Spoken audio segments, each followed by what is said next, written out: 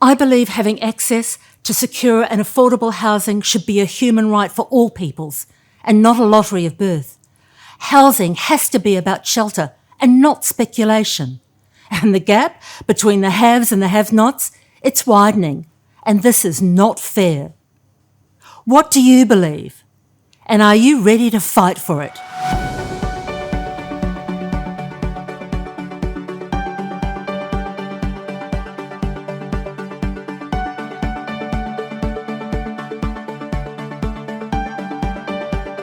Hi, I'm Lee Howe, and I'm a candidate for the New South Wales state election next year. If you're new to voting or unsure how New South Wales Parliament works, it's very similar to the federal system. In New South Wales, we have a lower house called the Legislative Assembly and an upper house called the Legislative Council. Your lower house MP represents the people in your electorate or the area where you live. MPs in the upper house represent all the people of New South Wales. So, if I was standing for election in the lower house in the Sydney electorate, that's where I live, I would need about 18,000 votes. But I'm standing for the upper house.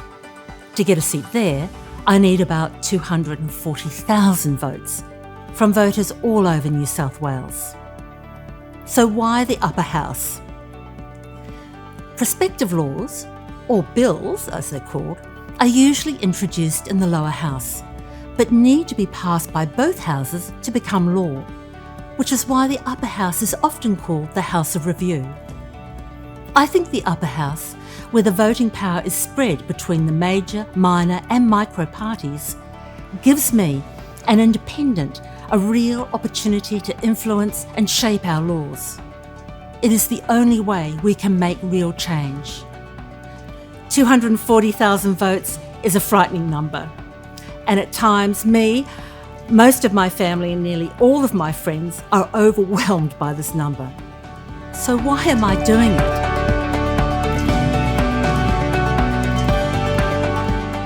Have you heard of Ruth McGowan?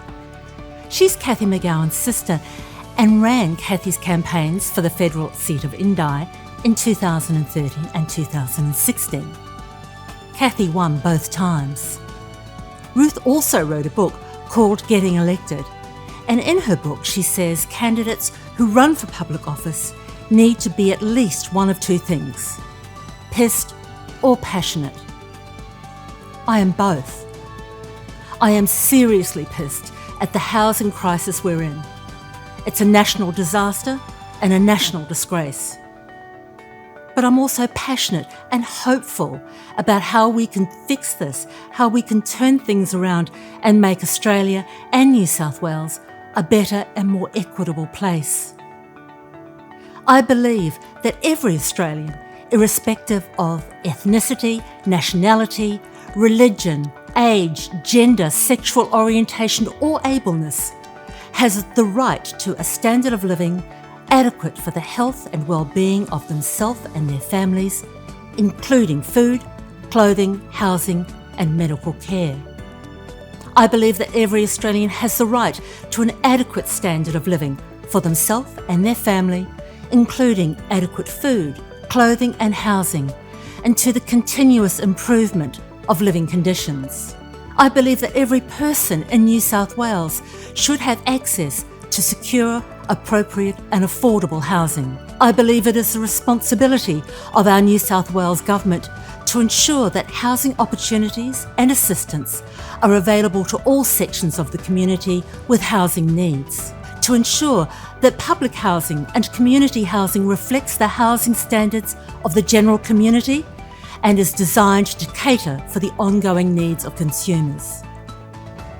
I believe it is the responsibility of our New South Wales Government to promote equality between levels of assistance provided to people living in public housing, community housing, private rental housing, and those who own or are purchasing their homes. And I believe it is our government's most serious and urgent responsibility to take whatever steps necessary to ensure sufficient, clean, affordable, safe and appropriate rental properties are available, and to protect the rights of the nearly 2 million renters in our state. For decades, our federal and state governments talk the talk when it suits, but never walk the walk. Our largest cohort of homeless in New South Wales are children. More and more older women are finding themselves homeless and helpless. Rents have never been so high or vacancy rates so low. And thousands of New South Wales residents have come to realise that home ownership will never be in their future, no matter their dreams, their aspirations, or how hard they work. Never before have so many Australians been under such enormous housing stress or lived with such debilitating housing insecurity. I believe people who have secure, appropriate and affordable housing are happier people. They make better parents, better partners, better friends and better workmates. They have better health outcomes and better educational outcomes, and brighter futures from those who don't. I want to believe that people who embrace social justice, who are compassionate and fair, believe it too. If you believe, then join me and get involved.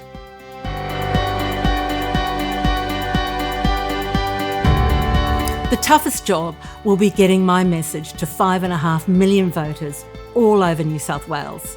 And that's a landmass bigger than Spain. I can't do it on my own. I'm running as an independent, and that means I don't have the money, the machinery, the volunteers and all the supports that the Liberal and Labor parties and even the Greens have.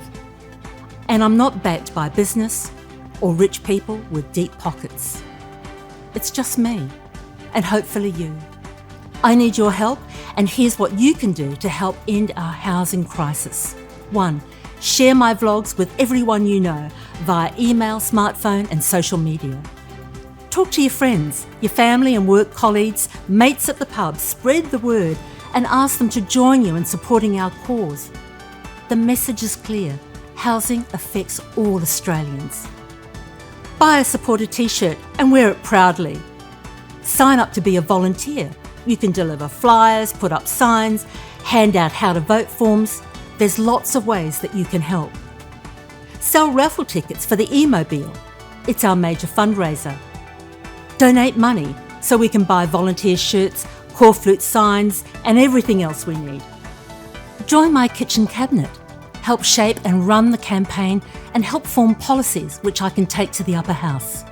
Become a candidate within the Vote One Homes First group.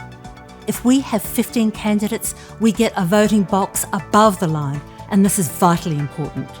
And finally, on election day, Vote One Homes First. You know, in 1995, John Major, ex-British Prime Minister, famously told one of his cabinet colleagues to put up or shut up. I'm tired of complaining about self-serving, self-important politicians who are out of touch with ordinary Australians, who consistently ignore their moral and constitutional responsibilities and make decisions so bad you've got to wonder if they're either the stupidest people you've ever met or the most corrupt. My name is Lee Howe, lead candidate for Vote One Homes First, and I'm putting up.